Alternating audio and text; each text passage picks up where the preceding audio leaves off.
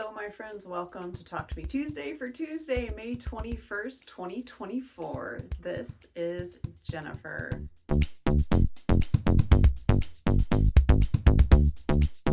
Well, if you guys watched my video last week, you know that I was in England. I had mentioned previously that I was going on a trip with my eldest child, and we did. We spent most of it in London. I mean, 90% of it was in London. We did spend one day going out to see Stonehenge, which I had done before, but my kid hadn't, which was really fun.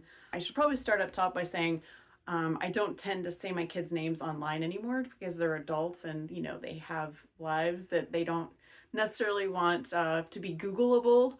So my eldest child is 29. So whenever I say that, I don't want you to imagine that I'm traveling around with a kid. My kiddo is a full-grown adult with their own life.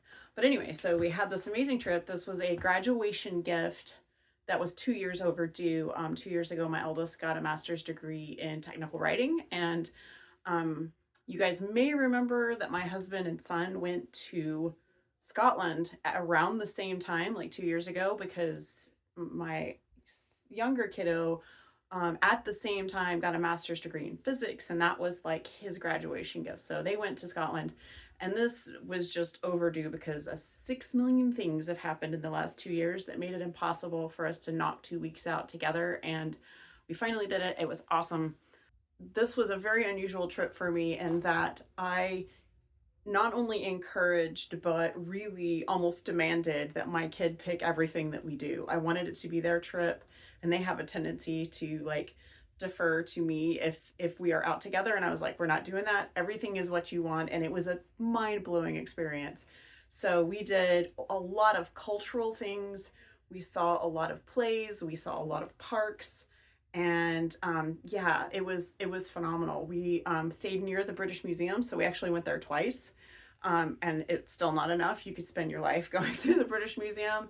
We went to the London Zoo. We went and had tea at a cat cafe, which was really, really fun.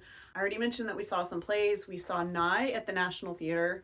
We saw The Lion King at the Lyceum, which little Simba with a British accent, phenomenal. And we saw Much Ado About Nothing at Shakespeare's Globe. So 3 very different plays, 3 very different venues. One of the coolest things that happened was orchestrated entirely by my kid.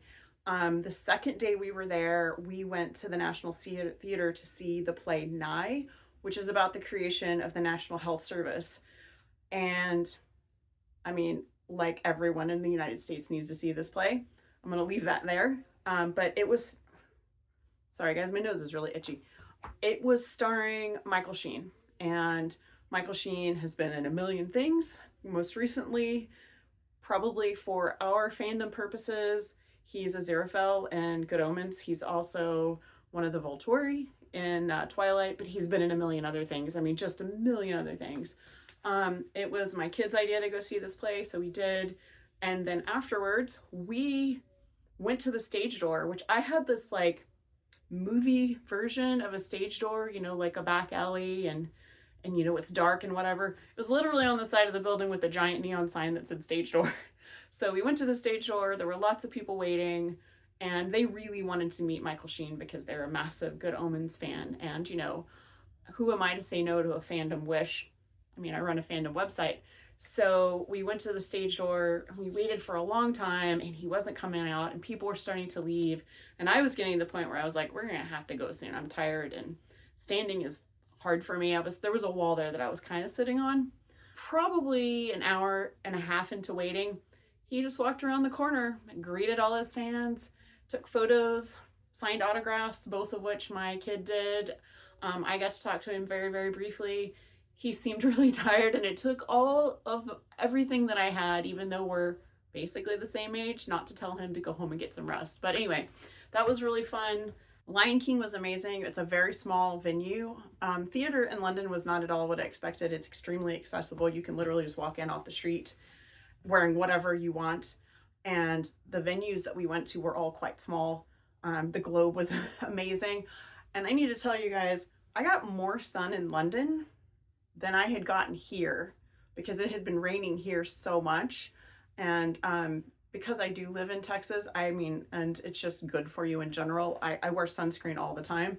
And it just so happened that we were in sun almost the entire time we were at the Globe Theatre. I have a tan from going to London, which is just so very strange. We did things like we went to the Charles Dickens Museum, which was super cool.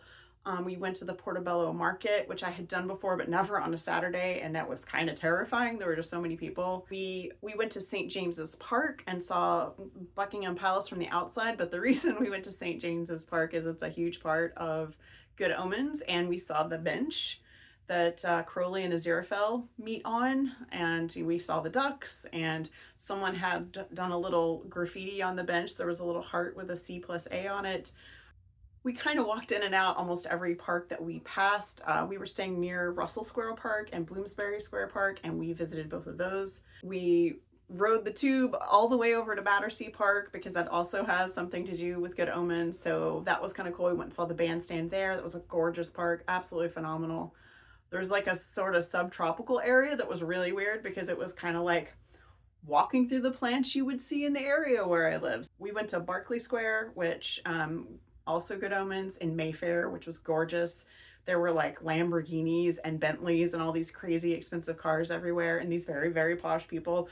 And I was looking basically like this because I look like this all the time. So that was really interesting. I mean, it wasn't weird because obviously London's very touristy, but it was really fun. We hit lots of bookstores because my kid especially is just a book fiend.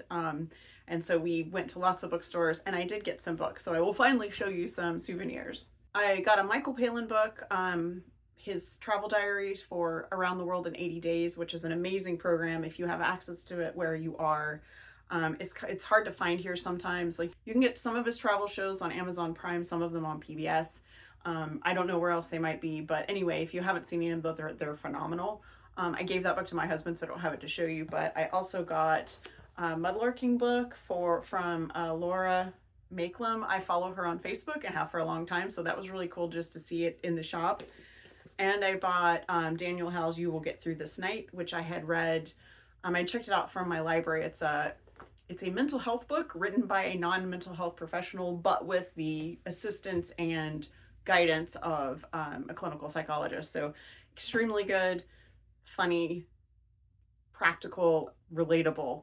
If you don't know who Daniel Howell is, but you've heard of Dan and Phil, that's Daniel Howell. I probably don't need to tell you guys that. But anyway, I don't want to show you all of my souvenirs because there are just far too many. And I'm definitely not going to show you what I got for other people, but I do want to show you some of the fun things really fast.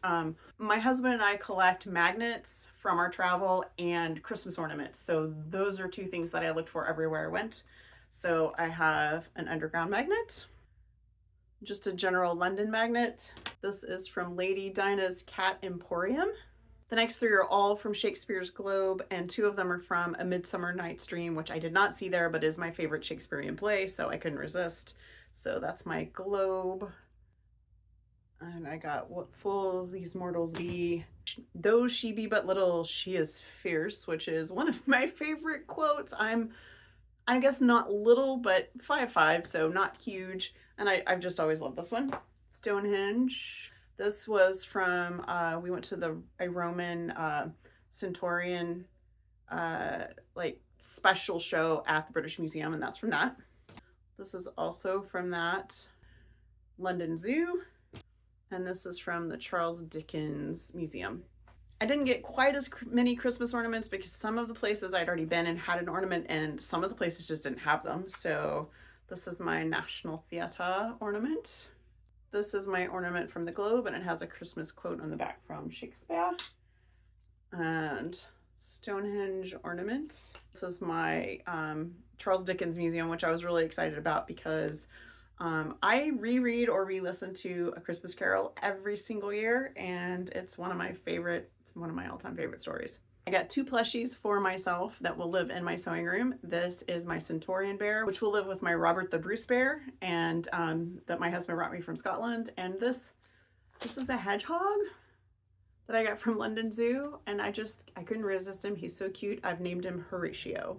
Also super cool from the National Theatre. They had sewing supplies because, you know, costuming and whatever. So I got some Mercantile and Mills needles, same brand of dressmaking pins. And I got a new pair of stork scissors. These are all sold by a UK company, so I just thought those were really cool souvenirs for me personally as a maker. I brought some chocolate home because, I mean, it's just superior. I love British chocolate, so I brought some chocolate home. I think the very last thing I'm going to show you guys is one of my favorite things that I got my entire trip. I was actually in line to check out at the gift shop at the Globe Theater when I saw this, and I grabbed it because I had to have it. This is a tea towel that is the color palette of the Globe Theater. My poor kid, I squealed when we were in line. I was like, give me that, I need that. So, I mean, it has all the colors that they use at the Globe. And even though this is a tea towel, I will probably be putting this in my sewing room somewhere just because it's awesome. I don't know if you guys remember, but I have a color palette. I think it's like the 2016 Kona color palette that they made in fabric. That is actually the curtain over my thread collection to keep it safe from the light and from dust. So yeah, I'm sure this is going to be a crazy video to edit. I hope I've put some pictures in here for you guys. I don't have anything handmade to show you because I didn't do anything the last 2 weeks that was like handcrafty. I appreciate you sticking it out to the end. I had just such a great time. I will be posting photos to my social media, so if you don't follow me on Instagram, I'm SewHookJen on Instagram. And between my kid and I, we took over 2,000 pictures, and I have some really good, fun stuff, including a yarn bombing. If you haven't seen that, it's definitely check that out on my social media. Please let me know if you're working on the Talk to Me Tuesday block of the month. I would love to see your blocks. If you're a video maker, make sure you show us. And hopefully I'll be back in my groove next week. So yeah, you guys have a great week. Have a crafty week. I'll see you next week. Bye.